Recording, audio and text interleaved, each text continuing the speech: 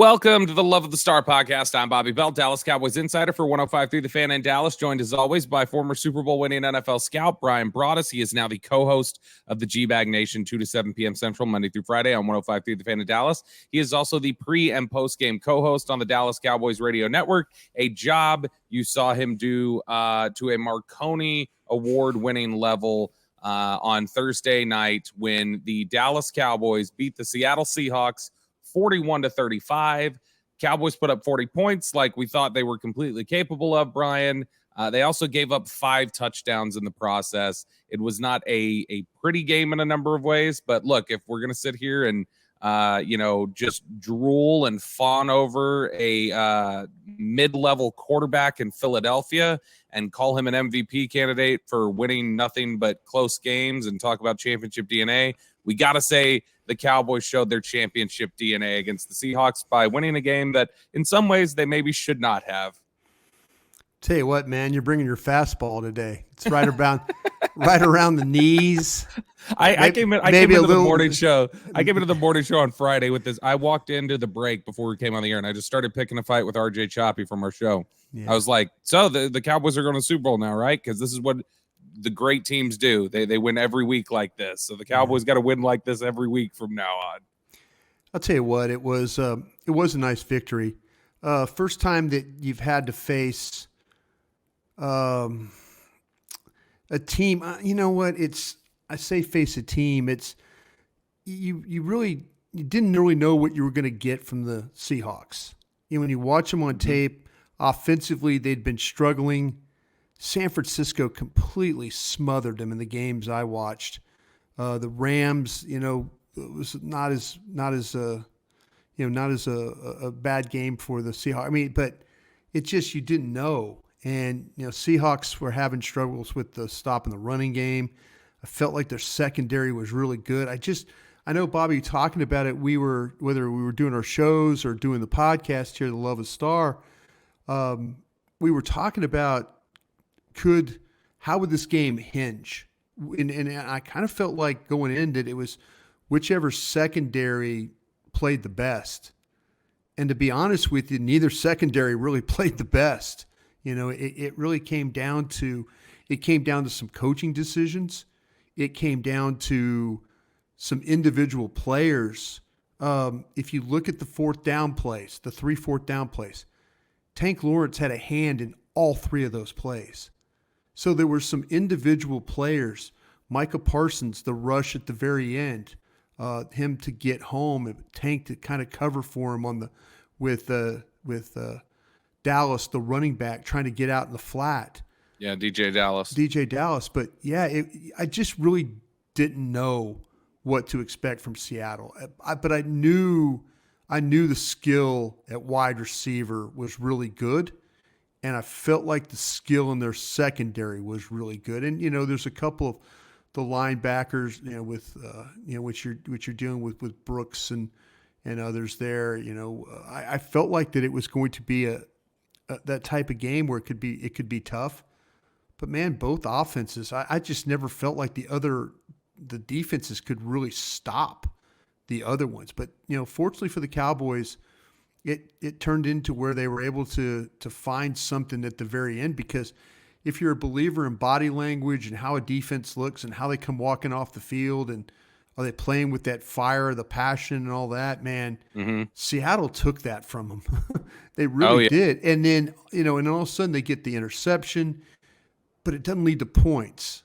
So now you're still sitting there thinking, oh, geez, here we go. But man, I know that when I was talking with Zach Wolchuk on the flagship station 105.3 The Fan, the halftime show, I'm like, somebody's going to have to make 2 stops in this game in the second half. 2 stops could win this game for somebody. And, fortunately, it was your Dallas Cowboys that got those stops, and they were able to cash in when the opportunities that they got on offense. Yeah, and very specifically 2 stops coming from Jordan Lewis on 3rd down plays. How about in this game. that? We were really concerned about Jordan Lewis. And Lewis was not great at times. I mean, there were still times he got picked on. The whole secondary got picked on. DaRon Bland, who we'll talk about in a second, had a really brutal first half at times. The safeties in this game were not great. And so when you look at that, it was absolutely huge. I don't think he had like an all-world game or anything, but Jordan Lewis coming up in two massive moments and making two big plays are huge. And in fact, when he has stepped up this year, and this is the veteran value and the gamer value of a Jordan Lewis, is that when I think of him stepping up this year, it's been on third downs. Like he did the same thing against Washington. He had a big third down pass breakup on Sam Howell. That was the one that we had talked about in the press box where Bland had actually gotten beat on a double move and Howell didn't see him and tried to go underneath. I think it was to Curtis Samuel. And Jordan Lewis was right there, broke it up, forced a punt. Cowboys scored on the next possession. So Jordan Lewis has made big plays. He doesn't have a bunch of big pick sixes like DaRon Bland, but he's made big pass breakups in big moments this season. And he came through in the Seattle game, even if it wasn't, a great performance overall. Yeah, you're absolutely right. We even brought up the fact of what if Seattle attacks him in this game? What if he's the guy that all of a sudden, with Smith and Jigba going inside, and maybe they're moving Tyler Lockett inside, and those are some legitimate concerns. But you're absolutely right. There's an element to Lewis's game that I feel like the more that people are critical of him, maybe he hears it. I think he does. But he does. He absolutely does. Every time somebody says, "Oh, we always block out the noise," they really don't. They don't. I'll give just a quick point on that note. He talked after the 2018 season, which was a really rough year for him, just personally. Sure. Being that Chris Richard came in here, didn't think he had the length to hang, and basically stuck him on the bench. And he was one of their three best corners at the time. It was just he was being held back by something that was outside of his control, which was just his size. But he performed well, and so it was frustrating. But I remember he talked that offseason the next year, and his perspective was, he said, that bench made me a better football player. Yeah. Like being on that bench and having to taste that bitterness, it made me a better football player, and I'm grateful for the bench. And I think that he's the same sort of way. I think he's one of these guys who is absolutely grateful for criticism, because I think he feels like it forces him to confront things about his own game. And some of the criticism, it is going to be size. It's going to be his age. It's going to be coming off of a serious foot injury. There's going to be only so many things within his control. But what's within his control, he's going to give you everything. He is. And he's a big game player. There's times when you absolutely need him to step up, and he stepped up big for your football team. And I was happy for him. But I'm not gonna lie, I had my concerns about how they were going to attack him, because I was trying to think about, well, do you play Bland some in the slot to kind of combat what maybe the Seahawks would do? Heck, poor Bland, he had his hands full in that game yesterday. But you know what, Bobby? If I could transition to him, and is that what you're planning on doing? Go ahead. Yeah, watching the All-22 this morning, I was expecting to see a horror show, but it really wasn't a horror show. And I say this in a way that his coverage was good. Where the ball was placed was even better. Gino was throwing some dots in that first half. It was the slant that he gave up that was 73 yards. I don't know if Geno Smith could walk the ball out there to Metcalf any better than where he threw it. Now, he didn't get was Wilson too shallow? Man, I don't know, Bobby, what he was looking at, but they're playing like a cover two look. Okay, for folks out there, if you don't understand the cover two, it's the two safeties on the hash. And all of a sudden, it's like Hooker goes out to his left. He's off in coverage trying to help. And Wilson, instead of staying on the hash, because there was no threat, I don't know, but he stepped up.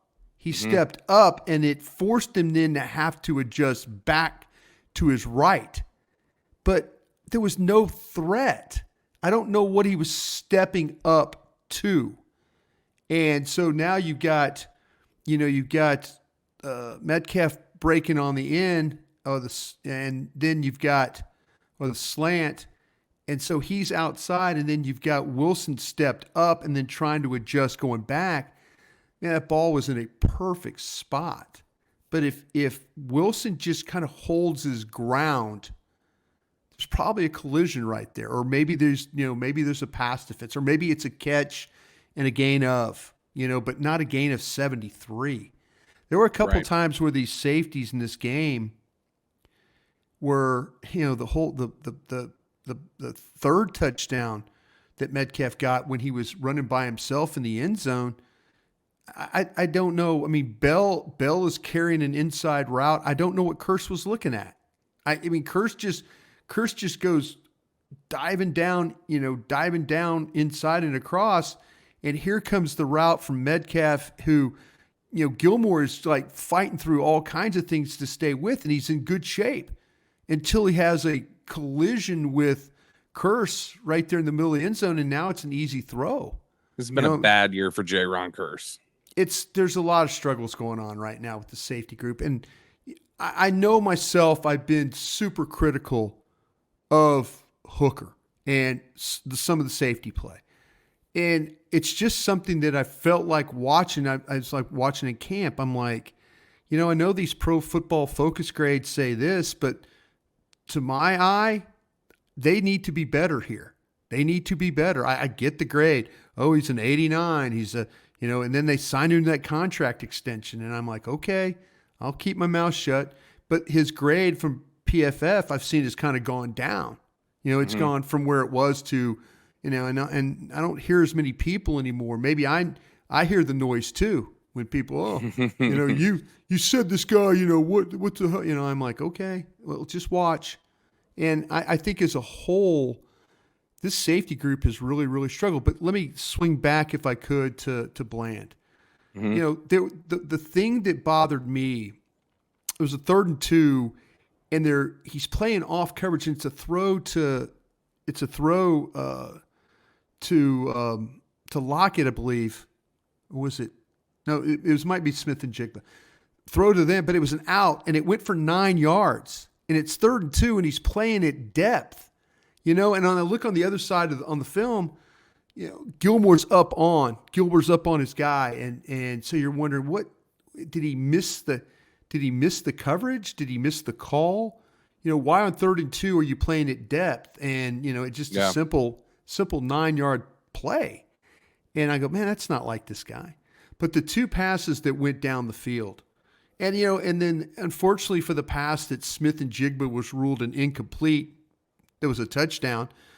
For the Cowboys, it was fortunate it was ruled incomplete, but he was just in bad shape. I mean, that point of it was, he's in a mode where he's trying to kind of stay in balance, and he really wasn't staying in balance.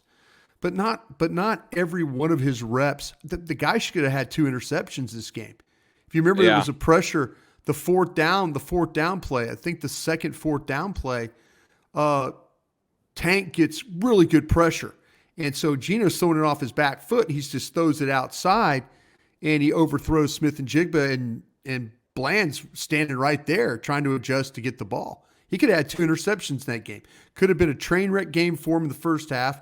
Second half could have had 2 interceptions, but that's kind of what you're dealing with right now. But I just watching the All-22, I wasn't discouraged by him. I just felt like that Geno Smith and the combinations of the routes and the way these guys finished their routes was a problem in this game for him. But fortunately they got the win. And like we just said, the safeties have as much blame, if not more, as some of the corners at this point. The safeties just have not been good this year. But yesterday, Geno Smith, like you said, he was throwing really, really nice. He had some really nice throws in the first half. Cowboys locked in the 4th quarter. I think he closed the game going 6 of 15. Yeah. Was not nearly as productive down the stretch. When it mattered most, he kind of, fell off a little bit in this game. And that's what was able to make the difference for the Cowboys on defense. At one time, Bobby, I think this team was 8 of 9 on 3rd down. Yep. At one time. And then I think they ended 9 of 15 is what they did. So, hats off to the Cowboys on, 3rd down. And I mentioned the 4th down stops. And what, every time I watch Tank Lawrence play, it just reminds me of how special a player he is. His ability to play run, pass, his ability to understand the magnitude of the play, magnitude of where he needs to be. Sometimes you think like he's guessing. No, he really knows that the ball's going to go here, so he takes a hard inside charge, gets around, cross, tackles Charbonneau in the backfield. Ball goes to the Cowboys. Big play right there. I mentioned the rush where on fourth down it's an overthrow. The play on the final play with Parsons, that's Tank Lawrence. If you've ever had a problem with Tank Lawrence, I really don't know why, because he's capable of making those plays that he made in that football game. He was a big reason why you were able to get off the field with a victory yesterday. Absolutely. That fourth down stop is probably the play of the game. I mean, that honestly saves this game for the Cowboys in a game with no punts, by the way. You are listening to the Love the Star podcast, the Love the Stars and Audacy podcast. You can find it on the Audacy app or wherever you get your podcasts. All right, Bryan, we talked a lot about the defense there. Defense taking a lot of the headlines, but this is a game you won because of your offense, or at least, stops from the defense late and the offense continuing to play at a really high level. Dak Prescott playing at a high level. You get some really impressive performances in this game from Jake Ferguson. It doesn't look like a full stat line, but Brandon Cooks made some really big plays in this game. Get a 2-point conversion, a couple of big third down conversions, a touchdown. Cooks was massive in this one. CeeDee Lamb, there were, a couple of questions about his hands in two different instances in this game, and we'll start with that here in just a second. But he also had another big game, almost 150 yards from scrimmage again. Let's talk about the two drops. The one on the fourth down side, I think everybody knows that's one he should have made. He patted himself on the chest. That's how he saw it. The one that was at the goal line, Bryan, where Dak buzzed it between like three defenders. Yeah. It looked almost like CD didn't see it until it was there. But I mean, it hit right in his hands and goes through. Is that one that you say, man, you got to finish that? That's literally right there in your hands. Or do you think he didn't see the ball?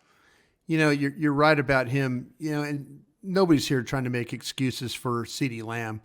And he was good. He was really good yesterday overall. Yeah, and you wonder after a drop, sometimes he fights it a little bit until he gets going again. He doesn't look, as confident in the way he plays when he has. That was a big drop in the game. I mean, Dak Prescott, give Dak a lot of credit. He put the ball exactly where it needed to be put.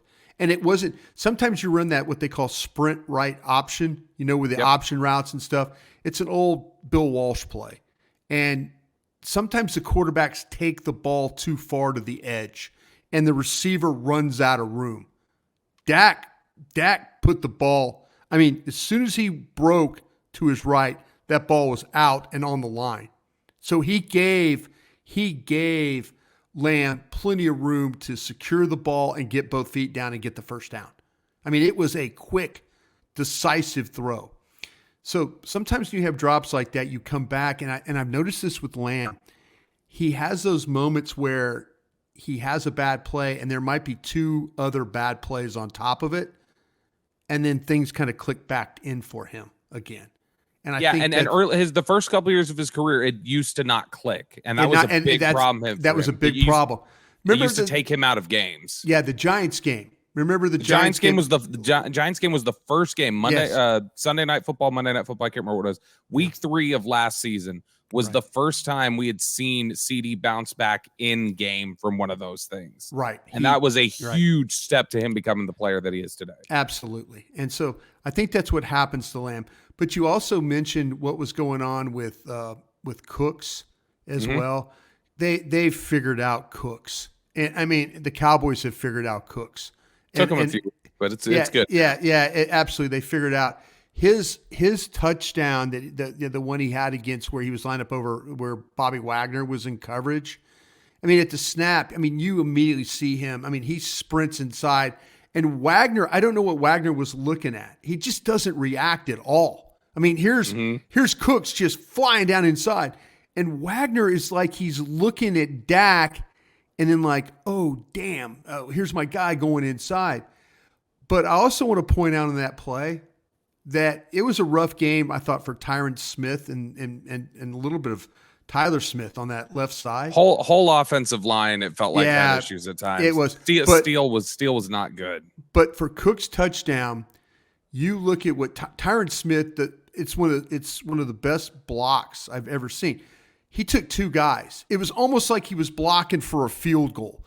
Like Jones on the outside. I mean, it was Jones on the outside on the rush. He slams Jones outside and pushes him far. I mean, just stops his charge. And then he's got Brooks on the blitz inside. So he goes bam to his left and slides back to his right, and then bam with his right hand to get Brooks. So it gives Prescott the time. It gives Cooks the ability to get into where he needed to be. It gave Dak the opportunity. Like Dak's like thinking, oh, geez, I got a blitzer. But Tyron Smith took care of two guys on the play. It's one of the most impressive blocks. I can say it was like blocking for an extra point the way he did it. But just to get back with Cooks, the tight window, there was a tight window throw that he made on, Dak made on 3rd and 7 that got into the ball. And it looked like that Prescott initially wanted to throw the ball to Lamb going to his left, but he was covered. He's covered. Now he has to come back inside. And this is 3rd and 7. Somehow he fits the ball between Diggs and Trey Brown, but he puts it on the back side where Diggs can't get it. So this is where all of a sudden, like, he's running the route and Prescott's like, if I throw it in front, Diggs is going to make the play. But if I throw it behind, he's not going to get it. And it was a gain of 16 on 3rd and 7. That's just that tight window, confident throw that Prescott makes. But here's Cook. Ball's behind him a little bit, but it's a back shoulder throw so that Diggs, the safety, dives for it, can't get it, and now you got a big play. So I think there's things with these receivers that have been super, super, super positive. And the 2-point play we saw, I think they want to throw the ball to Gallup on the pivot on the 2-point play for Cooks. And so here's Gallup in and out, but he gets covered. And then so Cooks is tight slot right, and he's working on Diggs and then Adams. So he goes from one safety to the other, and neither really reacted all that well to the route. And then Prescott, boom, finds him for the 2-point play. But that's what we've seen now from Cooks. Where do you stand? I'm glad you mentioned Gallup there. Where do you stand at present on the Gallup versus Tolbert talk? I'll tell you what, both of them right now are really good blockers. And I'll say I'm glad Gallup's doing something well. Well, I'll say this: when you watch the All-22, when it's 4th and 1, they load up the formation to the strength to the right, and Gallup is kind of tight to the left. Well, they run the ball, they take the ball and it goes straight to the perimeter. And what happens? Gallup gets like a down block, like he comes inside and like seals it off inside. So now the ball's to the edge and then around the corner. So, on 4th and 1, you're like going, oh, that's you're always worried about the ball bouncing, to the outside. But it was kind of a crafty design by the staff because they set the strength to the right, and then Gallup is the only receiver on the left, as I mentioned. So Biotish got on his guy he gets Reed, and then Gallup cracks inside on Brooks, and that seals the edge. So Pollard with a burst, he grabs the corner and with those blocks, and so it's a gain of 11 on a 4th and 1. So where I'm falling on Gallup right now, the problem with Gallup, Bobby, in my opinion, is I just don't see Gallup as a good enough route runner in this offense. I think that's a problem. I don't think there's the separation. I don't think there's the fluidity in the game. I think there's at times he could be really productive. We've seen him in tight spaces, catch the ball, contort, and do all those things. But when you ask him to run routes, it's not going to be like Tolbert. It's not going to be like Cooks. It's not going to be like Lamb. And in a way, Turpin, I wouldn't say is a great route runner, but Turpin's got so much speed that you have to acknowledge that as if you're a defender.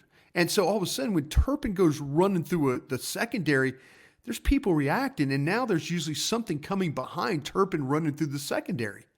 So I just don't see Gallup right now as being that guy that executes really the routes. He's able to. He's just having problems, I think, separating. And so is Tolbert a better receiver right now? Right now he is, yeah.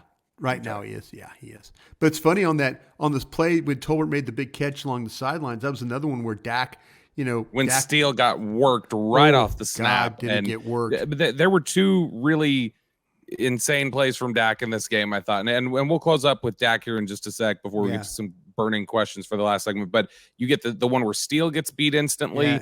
And then he gets out of that, throws the ball to Tolbert. And then there was the other one where Pollard had sort of missed a blitz pickup. Yeah. And ended up on the ground and then popped back up, and Dak kind of tosses it to him. Yeah. And Pollard makes a play in space, picks up the first down. Two really big plays from Dak in this one. Yeah, and you mentioned the escape one because Taylor somehow, Steele really doesn't even get out of his stance. I mean, it's that quick of a win. And Prescott is basically going backwards. And I mean backwards, and he's spun. And now just with strength, instead of, usually think with power, you're going forward. He's backing up. He's going backwards. And Taylor can't grab him. And so what happens is when you see the all-22, all the routes stop. They think Prescott's sacked. Lamb stops. I thought he was. Yeah, Lamb stops. Tolbert stops. Everybody stops. And now Dak's running. So you got Pollard, Lamb, Tolbert. They all start moving again. And what happens is Witherspoon is on Tolbert, and he just leaves Tolbert. Leaves him. And he's running forward. And the one thing about Witherspoon, this son of a gun will hit you. He's a good tackling corner. He's physical. Way, yeah, that's secondary for the Seahawks. They'll tackle. But the thing about it is, like, he leaves Tolbert, and what's Tolbert doing? He's standing on the the boundary there, just waiting for the football. So he's thinking, Witherspoon thinks Prescott's going to run with the football. Well, he's not. He sets up, boom, fires the ball to Tolbert, and it's 17 yards.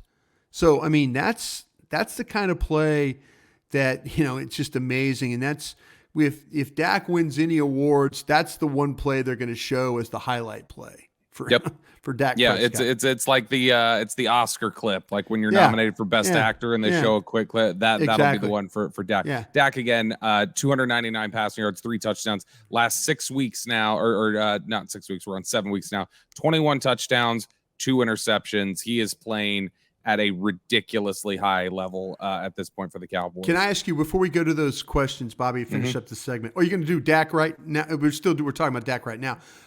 Just go ahead. Yeah, right, wrap up with Dak, and then we'll do the burning question. How about the final pass that Dak threw in the game? Were you good with that one? I was fine with the decision to go and throw the ball there. I did not like the play that was drawn up. I didn't like the idea of just like basically, all right, this is a single route. Like, we're just going to throw the fade here. I didn't like that. Yeah, I've been on a couple of platforms today. I'm not going to lie. At that point in time, I got tired of the Seahawks. I got tired. Yeah, I wanted to go for it. I wanted to score, but I wanted a real route concept. Well, I was willing to say run the ball twice to try and get 4 yards. That's what I was willing to do. I was going to do everything. I got tired of trying to cover DK Metcalf. I got tired of trying to cover Smith and Jigba. I got tired of covering Tyler Lockett in this game. I got tired of covering Fant in this game. I wanted this game to be over, but I didn't want to give them, a minute 45. I just didn't. I thought that was poor management. To me, if you want to go for the win, run the ball twice. And if you don't, you kind of were able to get 2, 3, 4 yards, carry, and they know you're going to run, but you have 2 downs to get 4 yards. If you're any good, you get. I would not, if I'm Mike McCarthy, I am not sending that defense out back on that field with a minute 45 still on that clock, especially with the first pass that was thrown. It went for 17 yards. Yeah, the other side of that though is the Seahawks were. If they lose, the Seahawks were unable to cover you all night. It's a decent gamble to say you should be able to convert some. But I just didn't like the call itself. I didn't like the play call. To me, if you run it, okay, if you want to throw it, even if you want to throw it, don't throw a fade. don't throw that fader out like that. Don't do that. Yeah, that to me, that's just a low percentage.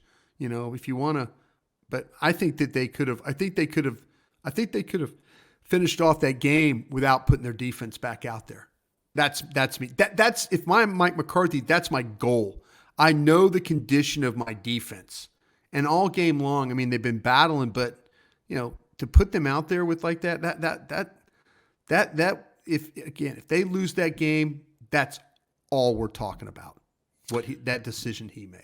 Yeah, it worked out for him. It's one that it'll ultimately works out for him, and they do score 40 points again. Another 40-point home game from the Dallas Cowboys. You are listening to the Love the Star podcast, the Love the Stars and Audacy podcast. You can find it on the Audacy app or wherever you get your podcasts.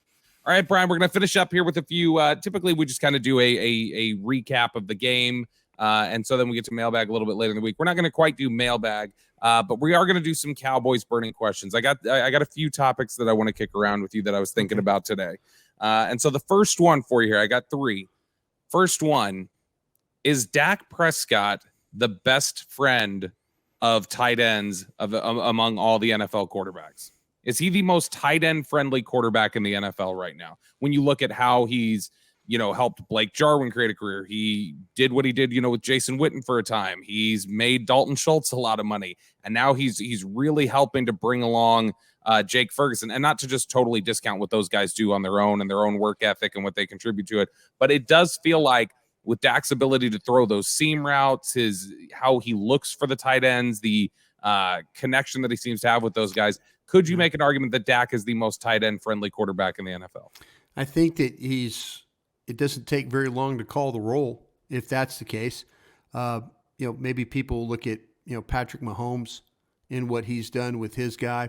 Maybe you might look at Jalen Hurts with what he's done with Dallas Goedert, and then also before that Zach Ertz a little bit, right? Yep. I think I'm right. The recently released Zach Ertz, by the way. Probably end up. We'll probably see him next week in Philly game. Mm-hmm. That's fine. Darius Leonard can cover him. Yeah, exactly. Lamar Jackson with what they've done at their tight end. Lamar Jackson's a good one. Yeah. As long as you can move with Lamar Jackson, that's friendly. Yeah. As long as you can have that. But he is developing a reputation as a little bit of a kingmaker for tight ends. No question. His ability to throw both left and right helps tight ends a ton. He's just not a one-side thrower.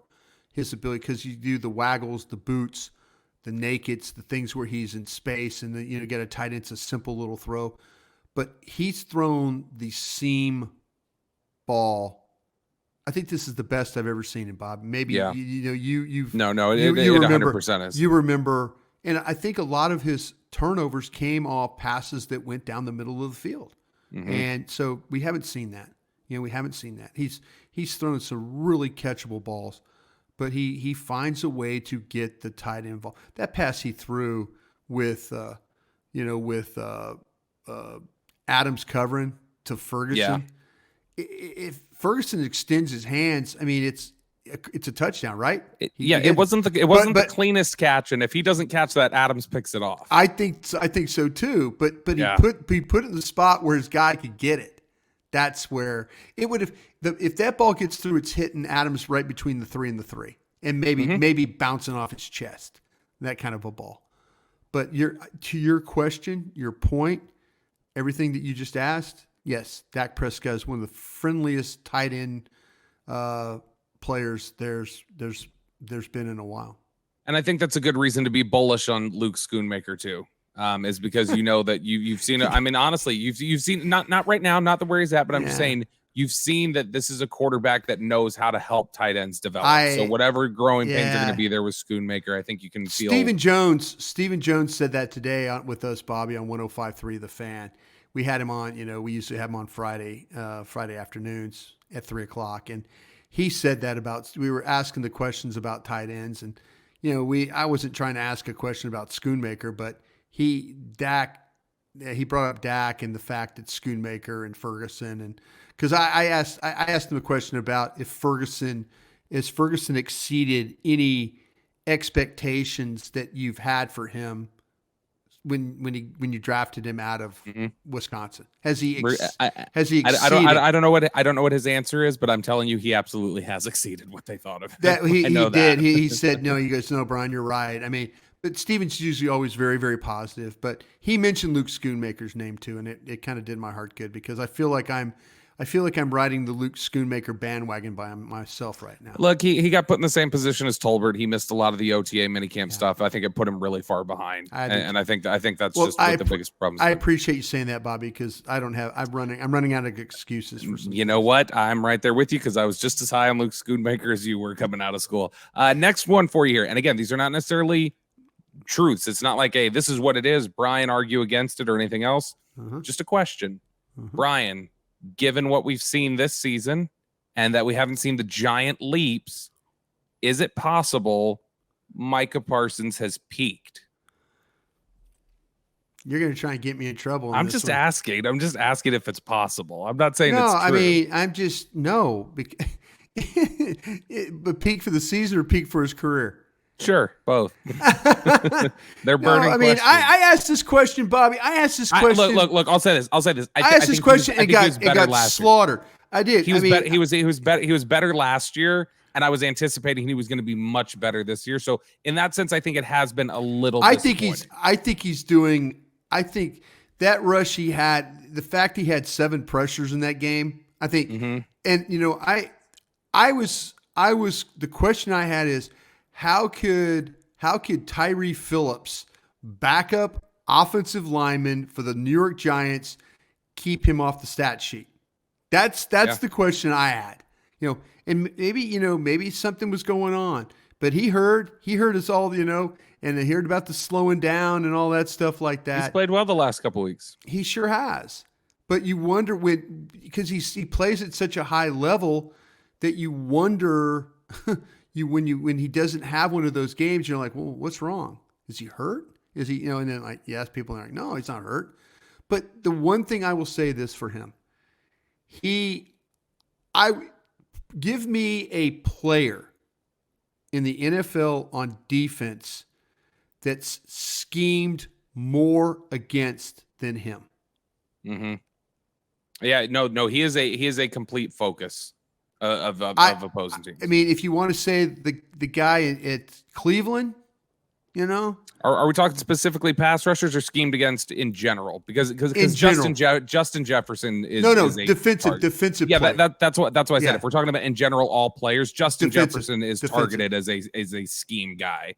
It's Micah. It's 100% Micah, and I'd say even more than Myles Garrett because Myles Garrett is tremendous. This is not any sort of a slight what I'm about to say, but he is put within a box more than Micah is. Micah is moving everywhere. It makes him really difficult to game plan for. Yeah, so just a question. It's not an accusation, just a question. No, and I'm sure people are going to listen to this, and somebody's going to clip this, and they're going to go, "Oh, here they are. They're at it again. They think Micah's not any good."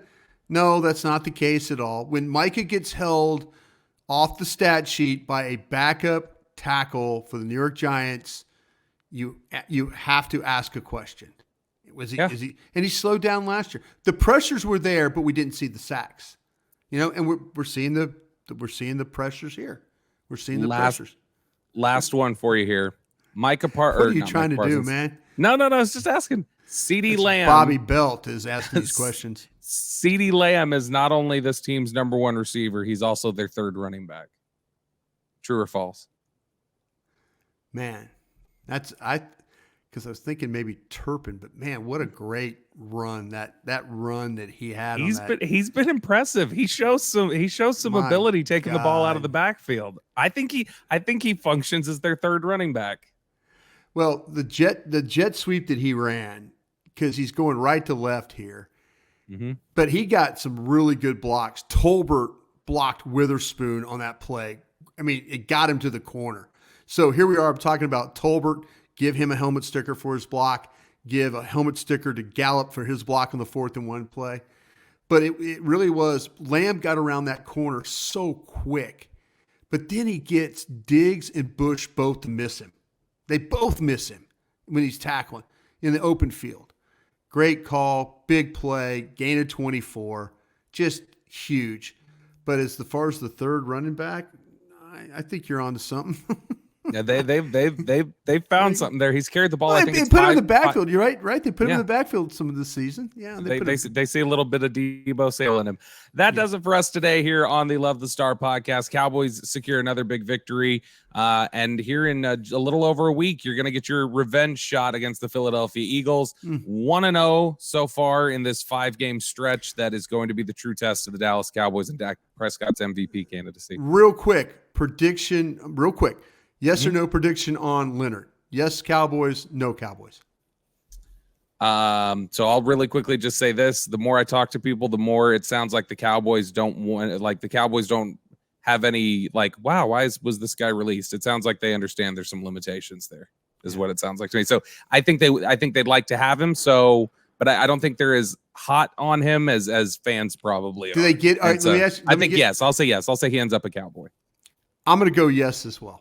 I'm gonna go yes as well. I think he ends up a Cowboy, and he'll be out there guarding Zach Ertz, like I said, here in just about a week, Brian. Keep an eye on Eagles and 49ers. That'll be a big game for the Cowboys to watch this Sunday. And until next time, for Bryan Broaddus, I'm Bobby Belt. We will talk to you guys again later. Hey, thanks for watching. If you enjoyed this video, please don't forget to give it a thumbs up and subscribe to our channel for more content like this. If you want to see more of our videos, be sure to check out our playlist and let us know what you think in the comments below. Also, don't forget to follow us on social media to stay up to date on our latest updates. Links are in the description. Thanks again for watching, and we'll see you in the next video.